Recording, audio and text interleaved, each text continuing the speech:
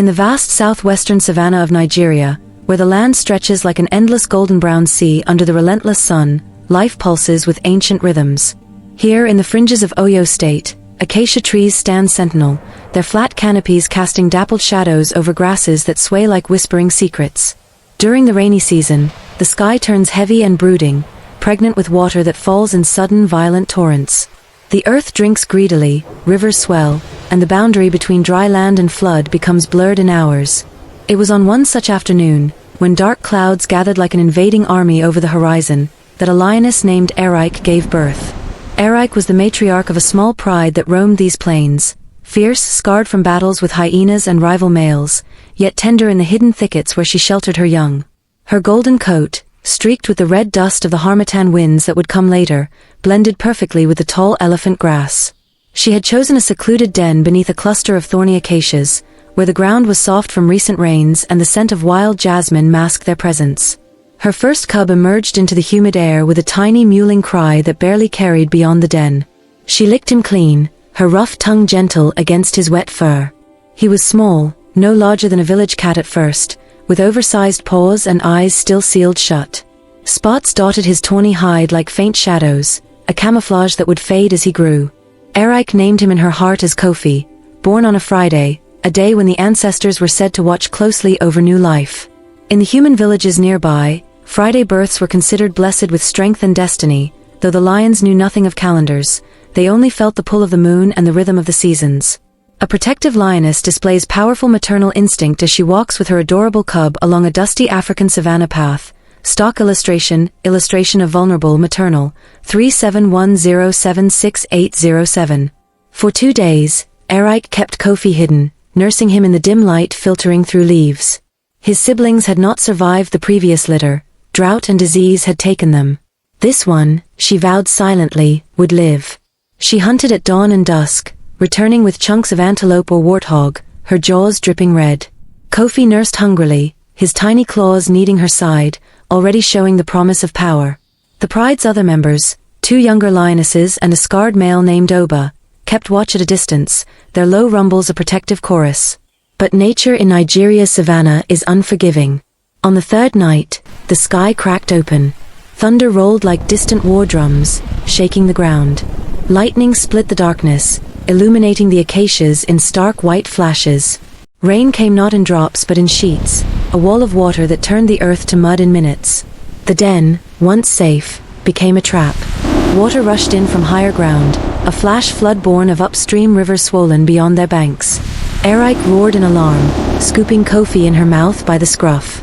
His body dangled limply as she bolted from the den, paws sinking into the softening soil. The pride scattered. Oba bellowed orders, but the roar of the water drowned everything. Erike ran uphill, toward higher ground where the pride sometimes rested, but the flood chased her relentlessly. Branches snapped, trees groaned, and the air filled with the metallic scent of wet earth and fear. Kofi, terrified, wriggled free in the chaos.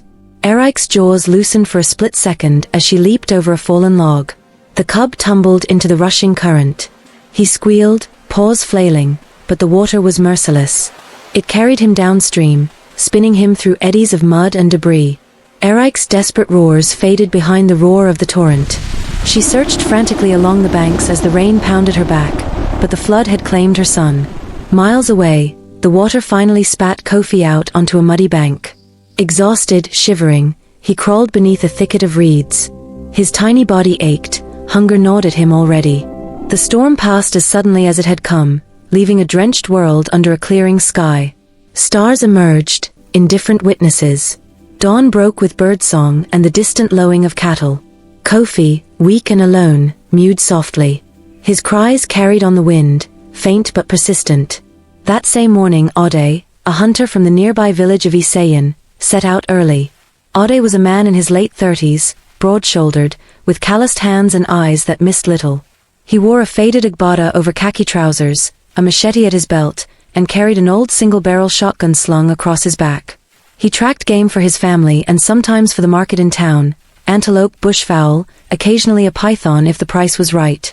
The flood had disrupted trails. He moved carefully, noting washed-out paths and swollen streams. He heard the faint, unusual sound first, a plaintive cry unlike any lamb or kid he knew. Curiosity drew him toward the reeds. There, half buried in mud, was the cub. Kofi's eyes, now open, stared up at him, wide, golden, frightened. Ode froze. A lion cub. Alive. Alone. In these parts, lions were rare now, pushed back by farms and roads, but stories lingered. Elders spoke of the old days when kings rode lions into battle, when the big cats were totems of power. Ode knelt slowly. The cub hissed weakly, showing tiny teeth, but made no move to flee. Olo run, Ode whispered, invoking God. What have you brought me? He considered leaving it. Lions grew dangerous. But something in the cub's eyes stirred pity. Perhaps it was the way the animal trembled, or the memory of his own son lost to fever years ago. Ode removed his outer cloth, wrapped the cub gently, and tucked it against his chest. The little body was warm despite the chill, heart beating fast against his ribs. The walk back to the village took hours. Ode avoided the main paths, wary of questions. Villagers might see it as a bad omen, a lion among men, or demand he kill it for safety. He reached his compound as the sun climbed high. His farm sat on the edge of the savanna, a cluster of mud brick huts with tin roofs, yam mounds rising like small hills, maize fields stretching toward the horizon, and a pen where his sheep grazed. 30 ewes and rams, sturdy West African breeds with fat tails and thick wool, moved lazily under the shade of a mango tree. Ade's wife, Funmi, was pounding yam in the mortar when he arrived. She looked up, eyes widening at the bundle. Ode, what is that? He unwrapped the cub. Kofi blinked in the bright light, mewing. A gift from the river, Ode said quietly. The flood took its mother, I think. It will die if left alone. Funmi crossed her arms. A lion? In our home? The children. He is small. We can raise him with the sheep. Like a dog. He will protect them one day. She studied the cub, then sighed. If he turns wild, you will answer for it. Ode built a small enclosure inside the sheep pen, strong bamboo poles lashed together, reinforced with wire. He placed Kofi inside with fresh milk from a goat. The sheep eyed the newcomer warily, but curiosity won. An old ewe, Mama Lomi, with a graying muzzle and wise eyes, approached first. She sniffed, then nudged the cub gently.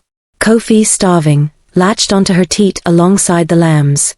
Days turned to weeks. Kofi grew fast. His spots faded, replaced by a thickening mane fuzz. He learned to follow the herd's rhythm, waking at dawn, grazing on the tender shoots that sprouted after rains, drinking from the stream that bordered the farm.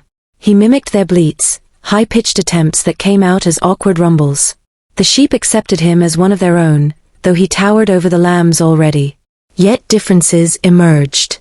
When Ode approached with food, Kofi bounded forward eagerly, tail flicking, while the sheep scattered.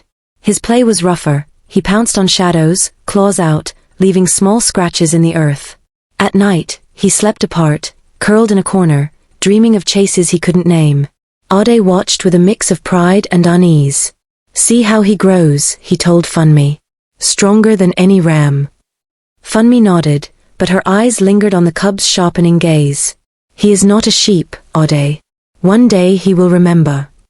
Kofi, unaware of the whispers, felt only the warmth of the flock and the strange pull of something deeper. In quiet moments, when the savanna wind carried distant roars, his ears pricked. His chest rumbled in response, not a bleat, but something fiercer, something true. The environment had begun its work, wrapping him in wool and routine. But beneath, his nature waited, patient as the dry season that would follow the rains. The months slipped by like the slow turn of the dry season in southwestern Nigeria.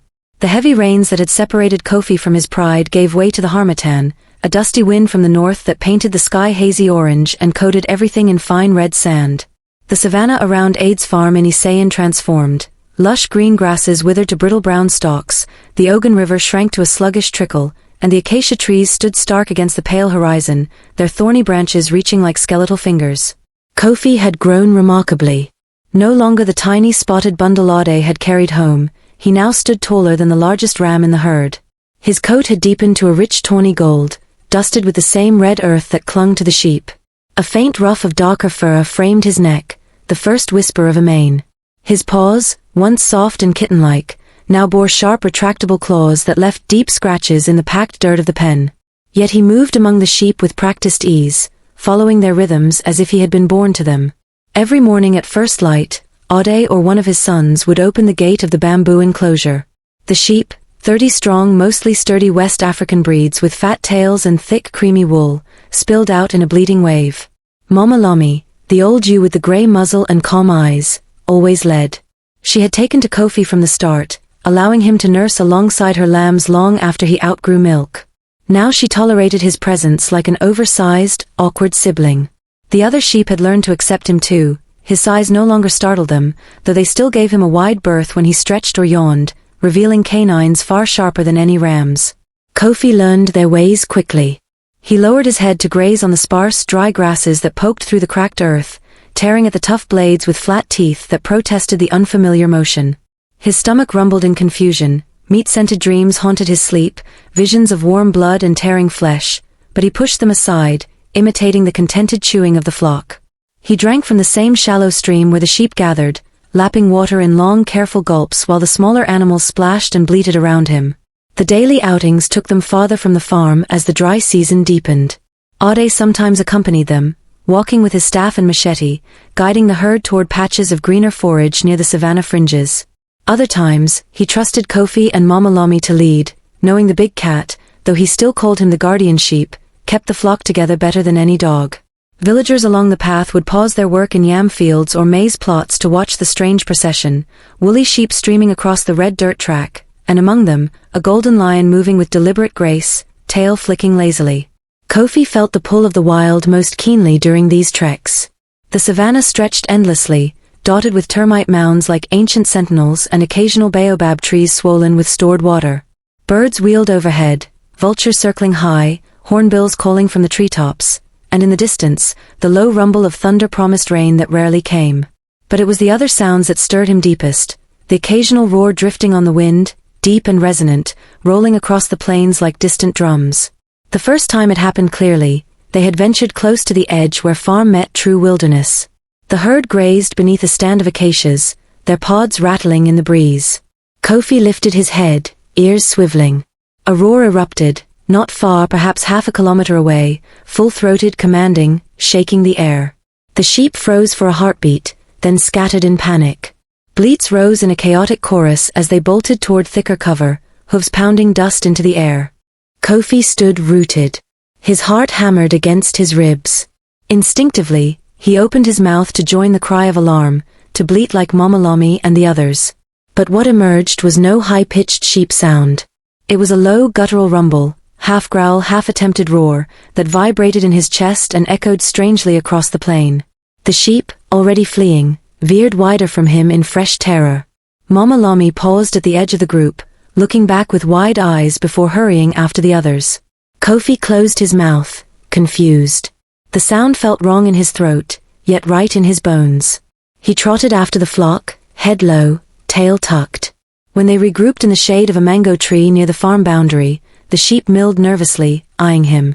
Mama Lomi approached slowly, sniffed his flank, then nudged him gently as if to say, "You are still one of us."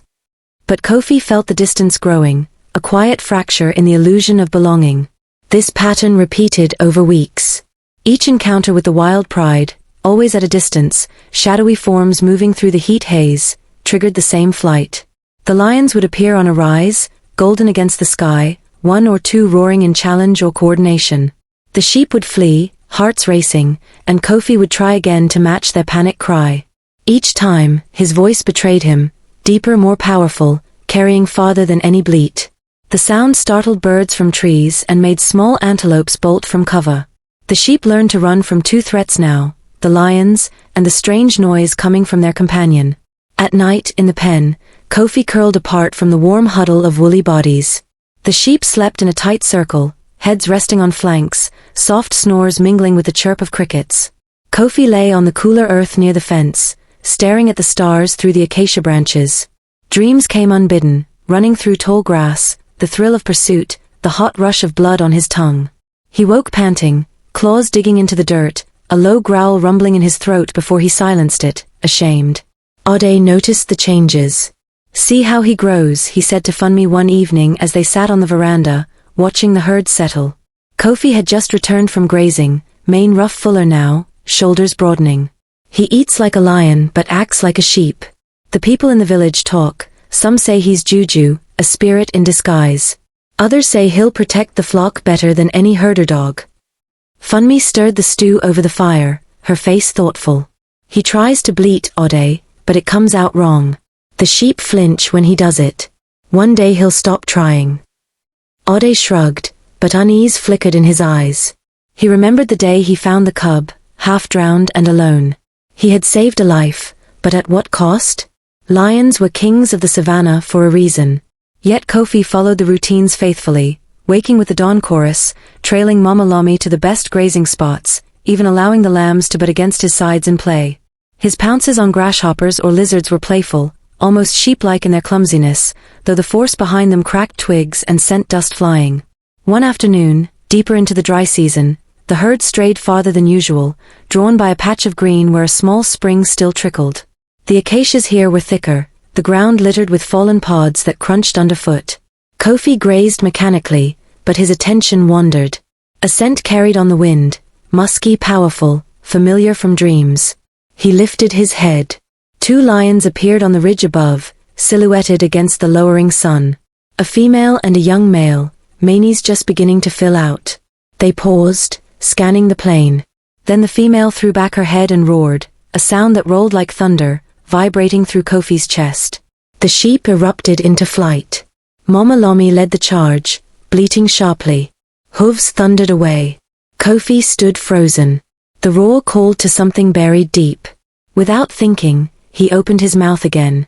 This time the sound that came was clearer, not quite the full lion roar, but closer, a deep resonant bellow that echoed off the rocks and made the fleeing sheep stumble in fresh panic. The lions on the ridge turned their heads toward him. For a long moment, eyes met across the distance, golden to golden. The young male answered with a short, questioning roar. Kofi's fur prickled, his tail lashed once. Then the lions turned and vanished into the grass. Kofi stood alone on the empty plain, heart pounding. The sheep were gone, scattered toward the farm. He felt exposed, raw. Slowly, he followed their trail, head low. When he reached the pen at dusk, Ode was waiting, staff in hand, worry etched on his face. "You left them," Ode said quietly. "They came running without you." Kofi met his gaze, then looked away. Inside the enclosure, the sheep huddled tightly, avoiding his corner. Mama Lomi watched him from afar, ears flicking. That night, under a moon bright enough to cast shadows, Kofi dreamed again. But this time the dream was clearer. He ran beside other lions, muscles powerful, voice joining theirs in a chorus that shook the earth. When he woke, the low growl in his throat lingered longer before he swallowed it. The environment had shaped him, taught him to graze, to follow, to fear the roar. But the roar was inside him now, growing louder with each failed bleat, each distant answer from the wild. The fracture widened. Kofi was still among the sheep, but he no longer fully belonged to them. The savanna waited patient, for the day he would stop pretending. The harmattan had settled in fully now, turning the Nigerian savanna into a world of muted colors and drifting dust. By day, the sun burned pale through the haze, and by night, the moon hung low and swollen, its light diffused into a silvery glow that barely pierced the fine red veil hanging in the air. Temperatures dropped sharply after sunset, and the wind carried a dry chill that made the sheep huddle closer in their pen. For Kofi, the nights had grown restless. The dreams came more vividly, chases through tall grass, the metallic taste of victory, but he woke each time with a start, claws flexing against the hard-packed earth, a low rumble dying in his throat before it could wake the flock. It was one such moonlit night, deep in the dry season, when the savanna held its breath. The village of Isayan slept under thatched roofs, cooking fires reduced to glowing embers. Aid's compound lay quiet except for the occasional bleat from the pen and the rustle of wind through the mango leaves. Kofi lay in his usual corner, apart from the warm press of woolly bodies. His ears twitched at every sound, the distant hoot of an owl, the faint crack of branches, the soft pad of small nocturnal creatures. Then came the scent, sharp, acrid, unmistakable. Rotting meat mixed with musk and hunger. It drifted on the harmattan breeze from the direction of the open savanna. Kofi's nostrils flared. He lifted his head slowly, golden eyes reflecting the moonlight. The sheep stirred uneasily, ears flicking, but they did not yet understand. Mama Lomi rose first, her grey muzzle pointed toward the fence, a low warning bleat escaping her. Beyond the bamboo poles and wire, shadows moved. Not the graceful glide of lions, but a hunched, loping gait. Hyenas. A pack of 6 or 7, spotted coats blending with the dusty ground, eyes glinting like coals in the moonlight. They had been drawn by the smell of the farm, easy prey in a season when game grew scarce. Their whooping calls began low, eerie laughter that rose and fell, sending chills through the pen. The sheep pressed together in a tight knot, bleating in rising panic. Kofi stood. His heart pounded, not with the same blind fear as the flock, but with something sharper, a mix of alarm and strange anticipation. The hyenas circled the pen, testing the fence. One pressed its muzzle against the wire, sniffing, yellow teeth bared in a grin. Another scratched at the base of a pole, claws raking wood. The laughter grew louder, more frenzied. Inside the compound, Ode woke to the commotion. He grabbed his torch and machete, shouting for his oldest son Bayo. Hyenas. They are at the pen. Funmi lit a lantern, her face tight with worry. The family rushed out, bare feet slapping the cool earth. The hyenas grew bolder. One leaped onto the fence, claws hooking the top rail, testing its strength. The bamboo creaked. Sheep bolted in circles within the enclosure, crashing into each other, bleats turning to terrified screams. Mama Lomi stood at the front, stamping her hooves in futile defiance. Kofi moved without thinking. He positioned himself between the flock and the intruders, body low, shoulders rolling. The nearest hyena, the boldest with a scarred muzzle, locked eyes with him. It cackled, a sound like breaking glass, and lunged at the fence again. Something snapped inside Kofi. His lips peeled back, revealing teeth far longer and sharper than any sheep's. A sound built in his chest, deep, vibrating, unstoppable. He opened his mouth and released it, a full-throated growl that rolled out like thunder across the compound. It was not the awkward rumble of his earlier attempts to bleat. This was raw primal, carrying the weight of ancestry he did not yet understand. The sound cut through the night, sharp and commanding. The hyenas froze. The scarred leader recoiled, ears flattening. The others hesitated, whoops dying in their throats. For a heartbeat, silence reigned except for the wind and the panicked breathing of the sheep. Then the leader snarled back, but the challenge lacked conviction. Kofi's growl deepened, building into something closer to a roar, short, explosive, shaking dust from the acacia branches overhead. The pack wavered. One hyena backed away, tail low. Another yipped nervously. The scarred leader held ground a moment longer, then turned and loped into the darkness, the others following in a ragged line. Their laughter faded into the savanna, reluctant and subdued. Inside the pen, the sheep stood stunned. Mama Lomi stared at Kofi, eyes wide. The lambs huddled behind her, trembling. Kofi himself seemed surprised. His chest heaved, the growl still echoing in his ears. He looked down at his paws, claws extended, embedded in the dirt. The thrill of it lingered, a rush of power he had never felt in grazing or following the flock. Ade burst through the gate, torch blazing, machete raised. Bayo followed with a long staff. They stopped short at the sight, the hyenas gone, the fence intact, and Kofi standing tall in the center of the pen, mane rough bristling, eyes glowing in the torchlight. Ade, Bayo whispered, did you hear that? It came from him. Ade lowered the machete slowly. He approached cautiously. Kofi, boy, was that you? Kofi met his gaze. For the first time, there was no deference in those golden eyes, only a quiet intensity. Ade reached out, hesitated, then placed a hand on the lion's shoulder. The muscle beneath the fur was hard, coiled. Kofi did not flinch. The hyenas ran, Ade said, half to himself. They ran from you. Funmi arrived with the lantern, her face pale. He protected them, like a real guardian. The family secured the pen, reinforcing weak spots with fresh poles. The sheep gradually settled, though they kept their distance from Kofi. Mama Lomi approached last, sniffing him carefully before nudging his flank, a gesture of wary acceptance. Kofi allowed it, but his mind raced. Back in his corner, as the household returned to bed, Kofi lay awake. The growl replayed in his memory, not forced, not awkward but natural. It had driven away death when bleats would have invited it. For the first time, he wondered, why did my voice sound like that? Why did they fear it? Dawn came slowly, the harmattan haze glowing pink. Ade let the herd out as usual, but the sheep moved more cautiously around Kofi. He followed Mama Lami to the grazing grounds, but his steps felt different, surer, less imitative. When they passed the ridge where lions sometimes appeared, Kofi's ears pricked at every distant sound. The savanna seemed larger now, full of possibilities he had never noticed. That evening, around the cooking fire, Ade spoke quietly to Funmi. "He is no sheep, my wife. Last night proved it. The growl, it was a lion's voice. The hyenas knew it. The flock knew it." Funmi stirred the palm oil stew, eyes on the flames. "Then what do we do? Keep him caged in pretend? Or let him go before he turns on us?" Ade stared into the darkness where Kofi lay apart. "He saved our livelihood. But he is changing. I see it in his eyes. One day soon, he will not follow anymore." Kofi, listening from the shadows, felt the words settle like dust in his chest. The raid had cracked the illusion wider. The environment had taught him fear, imitation, submission. But instinct had answered back, fierce, unbidden, true. The growl was the first real piece of himself he had reclaimed. In the quiet nights that followed, Kofi practiced in secret. When the flock slept, he would rise, face the moonlit savanna, and let the sound build again, low at first, then stronger.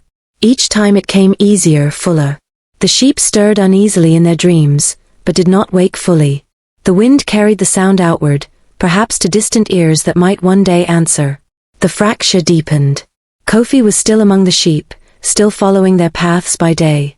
But at night, under the harmattan moon, something ancient stirred within him, whispering of a life beyond the pen, beyond the flock. The savanna listened, patient and waiting. The day of true discovery drew closer, carried on the same dry wind that had brought the hyenas, and with it, the first undeniable glimpse of who he really was. The dry season had stretched long and merciless. The once green savanna around Isayan had turned to cracked earth and brittle grass, the Ogun River reduced to a narrow, sluggish thread of water winding between exposed rocks and sandy banks. Dust hung in the air like a permanent veil, settling on everything, on the sheep's wool, on Ade's agbada, on Kofi's thickening mane. The herd moved more slowly now, conserving energy, grazing whatever sparse shoots remained near the shrinking water sources. Kofi had grown even larger. His shoulders were broad and powerful, his legs long and muscled beneath the tawny coat. The ruff around his neck had darkened and filled out into the unmistakable beginnings of a mane, still short, still youthful but proud. He walked at the head of the flock more often than not, though he still lowered his head to graze when the others did. The sheep no longer scattered at his approach. They had grown accustomed to his presence, even if they never quite relaxed in it. Mama Lami stayed closest, her steady steps a quiet anchor, but even she kept a measured distance when he stretched or yawned. That morning, Ade had not come with them. A market day in town had called him away at dawn with baskets of yams and a few fat rams for sale. The herd was left to its own devices, guided by habit and the old ewe's memory. They followed the familiar path toward the river, the one place where water still flowed reliably even in the worst of the dry months. The journey took them past abandoned termite mounds taller than a man, through patches of acacia where pods rattled like dry bones in the wind, and finally down a gentle slope to the riverbank. The sheep spread out along the shallows, dipping their heads to drink. The water was warm from the sun, cloudy with silt, but welcome. Kofi waded in deeper than the others, the cool current tugging gently at his belly fur. He lowered his muzzle and drank in long, steady pulls, ears flicking at the soft splashing around him. The usual tension of the trek had eased here. The river felt safe, sheltered by overhanging branches and tall reeds. Then it came, the roar. It rolled from the far side of the river, deep and resonant, vibrating through the water and into Kofi's bones. Not one voice, but several, a pride announcing their presence, claiming territory, or perhaps simply greeting the morning. The sound carried across the narrow stretch of river, echoing off the low cliffs downstream. Panic seized the flock instantly. Mama Lami bleated sharply, a single commanding note. The sheep turned as one, splashing out of the shallows, hooves slipping on wet stones. They bolted up the bank in a chaotic rush, wool flashing white against the red earth, bleats rising into a desperate chorus. Lambs stumbled, ewes pushed past them, the entire group fleeing toward the safety of thicker bush away from the water. Kofi did not move. He stood chest deep in the river, water rippling around him, eyes fixed on the opposite bank. The roar came again, closer now, answering itself in layered echoes. Shadows moved among the tall grasses on the far side, golden forms, low and purposeful. He could make out the outline of a large female, then the darker silhouette of a young male with a developing mane. They paused at the water's edge, heads raised, nostrils testing the air. Kofi's heart thundered. Not with fear, with something fiercer, something that pulled at the center of his chest like a rope drawn taut. He felt the urge to answer, the same urge that had risen during the hyena raid, but stronger now, undeniable. Instead, he lowered his head to drink once more. As he did, the surface of the river stilled for a moment between ripples. The silt settled, and the water became a mirror, clearer here in the shallows where the current slowed. Kofi froze. Staring back at him was not the face of a sheep. Golden eyes looked into golden eyes. A broad muzzle, strong jaw, rounded ears edged with black. Above them, the dark ruff of a mane framed a face that carried power in every line. The reflection shifted slightly as a droplet fell from his whiskers, but the image held, large, regal, unmistakably a lion. Behind the reflection, faint and distorted, he could see the shapes of the fleeing sheep climbing the bank, small and woolly and frantic. He lifted his head slowly. The pride on the far bank had not moved. They watched him, curious rather than aggressive. One of the females tilted her head, as if recognizing something familiar. Kofi looked down again. The water had smoothed once more. There he was, still the same creature he had always been, yet utterly different from the flock that had raised him. The truth struck like a lightning flash across dry grass. I am not one of them. The thought arrived complete, without hesitation. He had grazed their grass, drunk their water, slept in their pen, tried to speak their language. He had feared the same predators, fled the same roars. But none of it had changed what lay beneath the surface. The environment had clothed him in their ways, wrapped him in wool and routine, but it could not rewrite his blood. He opened his mouth experimentally. No bleat this time, no forced, high-pitched imitation. Just a low breath, then a deeper rumble. The sound built naturally, rolling out across the river in a short, resonant growl. It was not yet the full roar of the adults on the far bank, but it was close, stronger than anything he had produced before, carrying across the water with authority. The young male on the opposite shore answered, short, questioning. The female beside him flicked an ear. Kofi felt the sound resonate in his own chest, vibrating through muscle and bone. It fit. It belonged there. He stepped out of the deeper water, paws sinking into the soft bank. The sheep were already disappearing into the brush, Mama Lomi's bleats growing fainter as she herded them home. He could have followed. He could have trotted after them, rejoined the familiar huddle, returned to the pen where Ade would stroke his head and call him guardian. But he did not. He stood on the riverbank, water dripping from his belly, and looked once more at his reflection. The lion in the water looked back, calm, certain, waiting.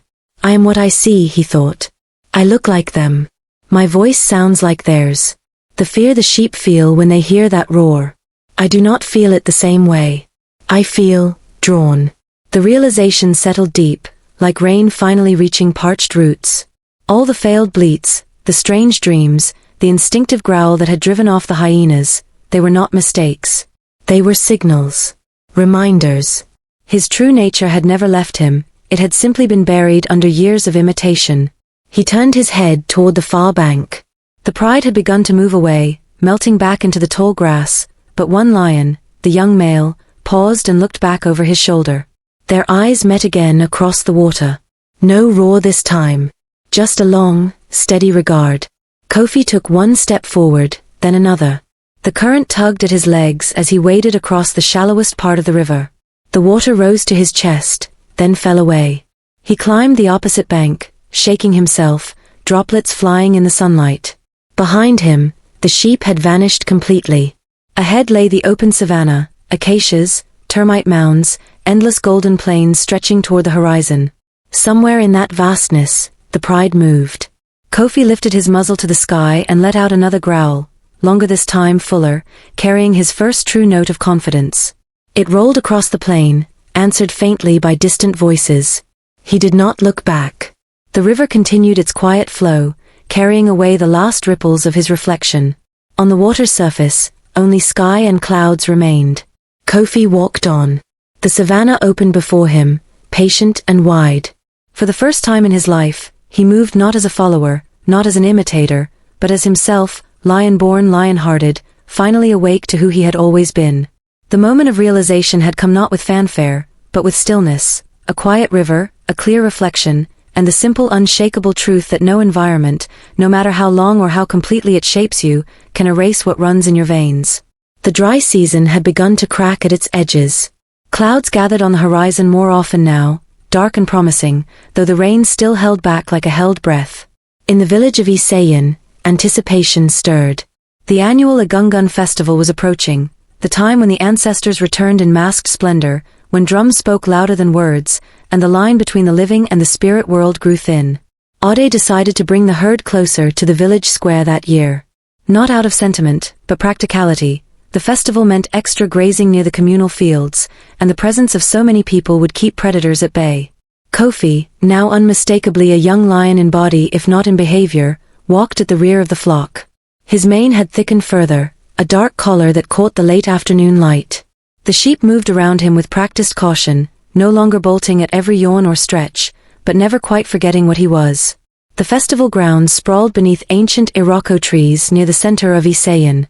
Color burst everywhere, women in bright geli headwraps and also oak wrappers, men in embroidered agbada, children darting between legs with kola nuts clutched in small fists. Drummers lined the edges of the open square, their bata and dundun talking in rapid layered rhythms that pulsed through the earth. Smoke from roasting meat and palm oil rose in fragrant clouds. Vendors called out prices for roasted plantain, boli, and cups of frothy pito. Ade guided the herd to a shaded patch at the periphery, where the grass was still green from a recent trickle of runoff. He tied a long rope to Mamalami's neck as an anchor and let the sheep spread out to graze. Kofi settled beneath an acacia, half in shadow, watching the human world unfold with the same quiet intensity he now brought to everything. The Agungun masquerades began at dusk. Tall figures emerged from the lineage houses, tall conical costumes of layered raffia and bright cloth, faces hidden behind wooden masks carved with fierce expressions or serene smiles. Bells and cowries rattled with every step. The ancestors had arrived. Spectators formed a wide circle as the first Agungun danced into the square, feet stamping in time with the drums, arms sweeping in wide arcs that sent raffia flying like golden wings. The crowd ululated, children cheered, elders nodded solemnly. Kofi lifted his head. The rhythm entered him, deep, insistent, stirring something beneath his ribs. He had never heard drums like this before, layered and alive. The sound reminded him of distant roars, of heartbeats synchronized across a pride. His tail flicked once, then stilled. Children noticed him first. A group of boys, no older than 10, broke from the crowd and approached the grazing herd, curious about the oversized sheep that towered over the rest. One boy, bold with festival courage, pointed. "Look, that one has a mane like a lion." Laughter rippled. Another boy threw a small stone, not to hit, just to test. It bounced harmlessly off Kofi's shoulder. He turned his head slowly, golden eyes catching the torchlight. The boys froze. "He's looking at us," one whispered. "He's not a sheep," said another, voice dropping. "Papa said Ode keeps a lion. They say it's Juju, shapeshifter." The word hung in the air. Juju. Magic. In village stories, animals sometimes wore disguises, living among humans until the mask slipped. Kofi did not understand the word, but he felt the shift in their gaze, from curiosity to unease. A storyteller arrived then, an old man named Bobatund, seated on a low stool near the edge of the square. His voice carried over the drums, low and rhythmic, drawing listeners like moths. He began one of the old tales, the story of the leopard who lived among goats, wearing their skin until the day the moon revealed his spots. The children drifted back toward the storyteller, but their eyes kept returning to Kofi. Bobatund's voice rose. And the leopard ate grass with the goats, bleated when they bleated, feared the lion as they feared the lion. But one night, under the full moon, he looked into still water and saw not wool, but spots. Not soft eyes, but fierce ones. And he knew, no matter how long he walked among them, he was never one of them. Kofi's ears swiveled toward the voice. The words landed like stones in still water, rippling through him. He rose slowly to his feet. The sheep edged away instinctively. Mama Lomi watched him, ears forward. Baba Tund continued. When the leopard roared at last, the goats fled in terror, not because he was suddenly dangerous, but because they finally saw what had always been there. And the leopard walked into the forest, no longer ashamed of his true face. Silence fell for a moment, broken only by the crackle of a nearby fire. Then the drums resumed, louder. Kofi took a step forward. A stray village dog, thin, yellow, bold from festival scraps, saw the movement and barked sharply. It rushed toward the herd, hackles raised, teeth bared at the strange golden shape among the sheep. Kofi turned. The bark triggered something deep. His lips curled back. A growl built, low at first, then rising, rolling out of his chest like thunder trapped too long. It was not the half-hearted rumble of before. This was fuller, carrying across the square, cutting through drumbeats and laughter. The dog skidded to a halt, tail dropping. It yelped once and fled, disappearing between legs and skirts. The crowd nearest the herd turned. Gasps rippled outward. That sound. It's the lion. Children clung to parents. Women pulled wrappers tighter. Men reached for staffs or machetes half buried in the grass. Ade, who had been bartering for salt nearby, pushed through the crowd, face tight with alarm. Kofi. Kofi stood tall now, mane catching firelight, eyes reflecting torches like twin suns. The growl faded, but its echo lingered in the air. The sheep had scattered a few paces, Mama Lomi circling back uncertainly. Baba Tund rose from his stool. He stared at the young lion for a long moment, then spoke quietly, almost to himself. The mask has slipped. Murmurs spread. Some crossed themselves. Others invoked protection charms under their breath. Juju, someone whispered again. Ade has kept a spirit among us. Ade reached the herd, staff in hand. He did not raise it. Instead, he placed a hand on Kofi's shoulder, gently, as he had done since the cub days. Easy boy, he murmured. Easy. Kofi looked at him. There was no fear in those golden eyes, only recognition, and something deeper, a quiet question. Ade felt it. He had known this day would come. The growl that night against the hyenas, the way Kofi had begun to walk ahead instead of behind, the dreams he sometimes heard rumbling in the night, the signs had been there.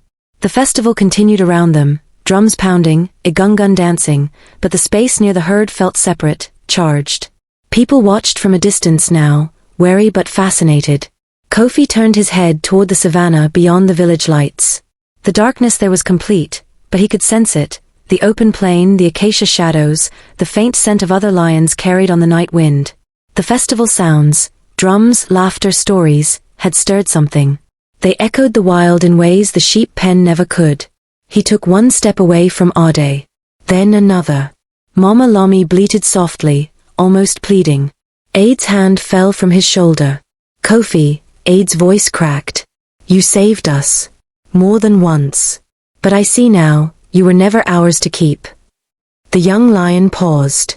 He looked back at the man who had carried him home through floodwater, who had fed him, sheltered him, named him guardian. Gratitude flickered in his gaze, brief but real. Then he turned fully toward the darkness. A final low growl rumbled from his throat, not threat, not farewell, simply statement, I am here. I am me. He walked past the last of the acacias, past the edge of torchlight, into the night. The crowd watched in silence as the golden shape melted into shadow. Ade stood alone beside the herd. Mama Lomi pressed against his leg, trembling slightly. Baba Tund approached slowly. He heard the story, the old man said. And he answered it. Ade nodded, eyes still on the place where Kofi had vanished. The ancestors spoke tonight, Baba Tund continued. Through drums, through masks, through a lion who learned to listen. Somewhere far out on the savanna, a distant roar answered, faint but clear. Kofi was already running. The savanna at night was a different world. Gone were the familiar fences of Ade's compound, the soft bleats of the flock, the scent of wood smoke and palm oil from the village. In their place stretched an immense, breathing darkness lit only by stars sharp as knife points and a waning moon that silvered the tall grasses. Kofi moved through it with a stride that felt newly his own, long, rolling, silent. His paws pressed into cool earth still warm from the day's heat. Every sense sharpened, the rustle of a nightjar taking flight, the faint musk of distant antelope, the dry whisper of wind through acacia thorns. He did not run blindly. Something deeper guided him, an instinct older than memory, pulling him northeast toward the higher ground where the pride had last appeared. The river crossing still lingered in his muscles, the cold shock of water giving way to firm bank, the moment he had stepped out of one life and into another.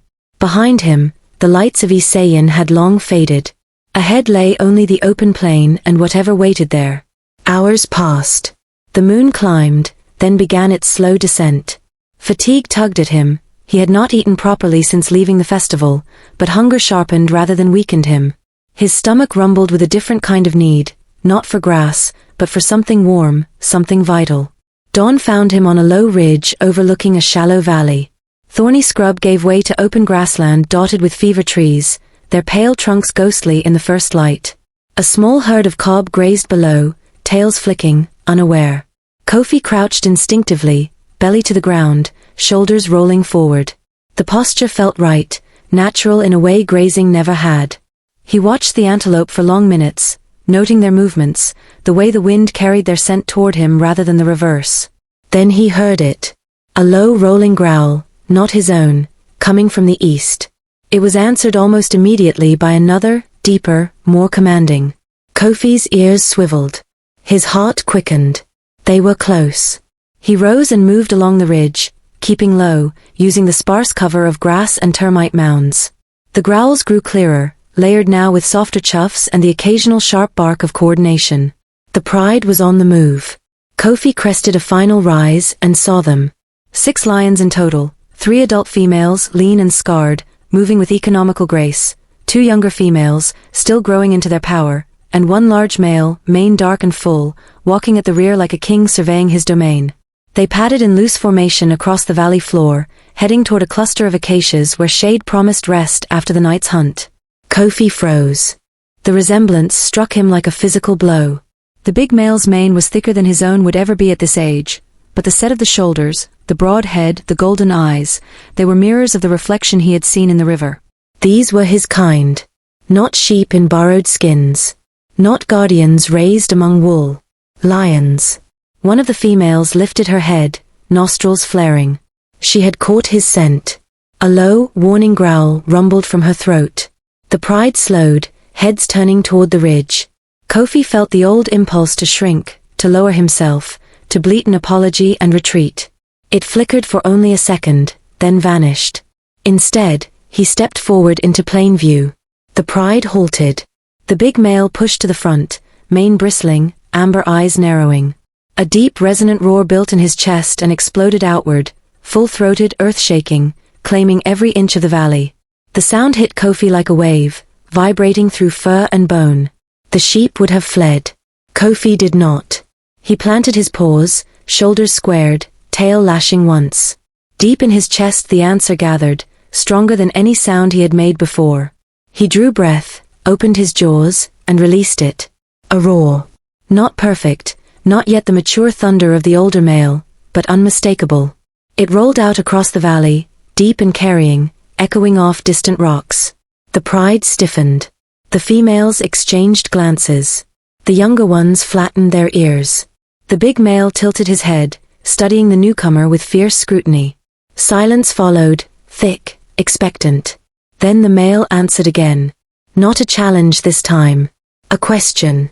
Shorter, lower, probing. Kofi responded. Another roar, this one clearer, holding longer. It felt like releasing a lifetime of held breath.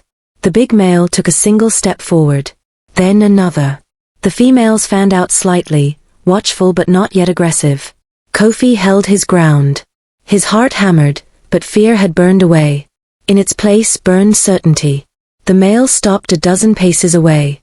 They regarded each other, 2 lions, one seasoned by years of ruling territory, the other barely emerged from a false life. The wind carried scents between them, blood, dust, strength, kinship. The big male chuffed once, soft, almost gentle. Kofi answered with a low rumble of his own. The tension broke. The male turned sideways, presenting his flank in a gesture of acceptance rather than threat. One of the females approached slowly, sniffed Kofi's shoulder, then rubbed her head against his neck in greeting.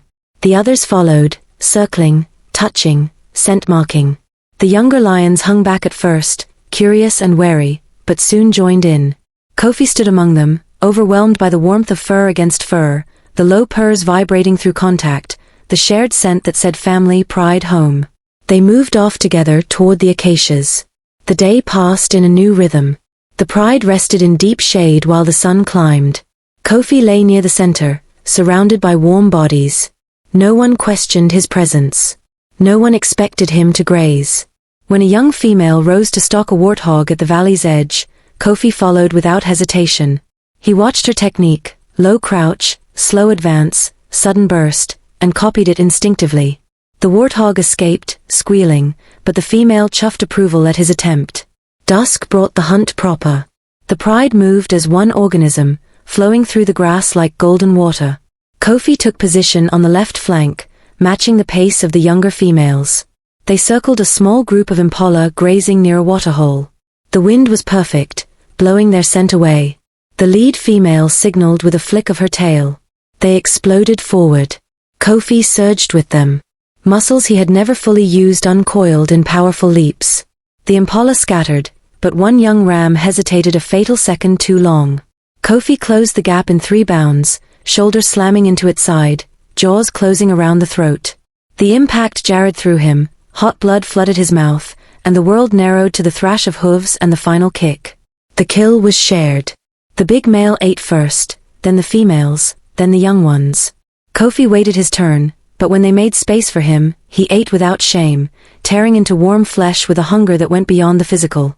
Night fell again. The pride settled on a rise overlooking the valley.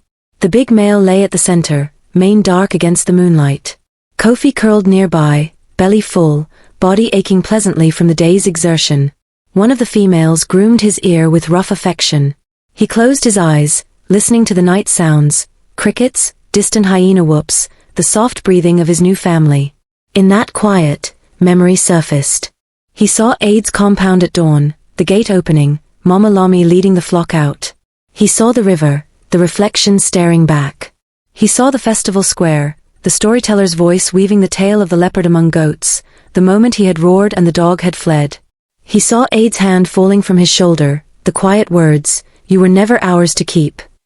A soft rumble rose in Kofi's throat, not a growl, not a roar, but something gentler. Gratitude. Acknowledgement. Farewell. The big male lifted his head, amber eyes meeting Kofi's in the moonlight. No words passed between them, only understanding. Kofi lowered his head to his paws and slept, deeply dreamlessly, for the first time in his life. Weeks became months. Kofi grew into his role. His mane filled out, darkening along the edges. His voice deepened until his roars matched the older males in power. He learned the territory, the hidden waterholes, the best hunting grounds, the boundaries defended against rival prides and wandering nomads. He fathered cubs with one of the younger females, watching them tumble and play with a fierce tenderness he had never known he possessed. Yet he never forgot the sheep pen. Sometimes, on quiet evenings, he would climb a ridge facing southwest and look toward the faint smudge of smoke that marked Isayan. He never returned, not out of fear, but because the life he had been given there was complete in its own way. It had sheltered him, shaped him, taught him contrast. Without the flock, he might never have recognized the roar inside him. One dry season dawn, years later, Kofi stood on that same ridge. The pride rested below, cubs sprawled in morning light. The big male, now grizzled slower, lay beside him breathing steady. Kofi lifted his head and roared once, long full, carrying across the savanna toward the village he had left behind. Somewhere far away, perhaps Ade heard it while tending his fields. Perhaps Mama Lami lifted her graying head from the grass. Perhaps a child in Isayan paused wide-eyed and whispered, "The lion is calling." Kofi let the sound fade. Then he turned back to his pride. The savanna stretched wide and golden before him, home, at last. In the heart of Nigeria's wild plains, true identity had roared louder than any flock's call. And once heard, it could never again be silenced.